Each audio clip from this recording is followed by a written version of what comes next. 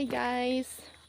So andito tayo sa Little Baguio. So fogging talaga dito. Umaambon siya, so wala tayong makikitang views dito.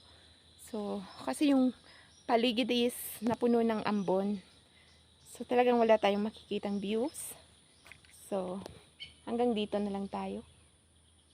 Sumisikat rin yung araw pero talagang hindi ako pinagbigyan ng panahon kasi umambon siya nung nandito na ako sa taas. So kanina nasa baba tayo, maganda talaga yung weather. Pero nung naabot natin tong bato na to, so nag-ano siya, umambon siya. So okay lang, dito lang tayo sa mga puno. So maganda dito guys. Maganda yung mga tanawin. So medyo nawawala na rin yung ambon dito, pero yung mga views sa paligid is hindi talaga natin makikita. Kasi nga, naano siya ng ambon. Ayan. So, try natin umakyat doon. Tingnan natin kung makikita natin yung mga views doon. So, let's go!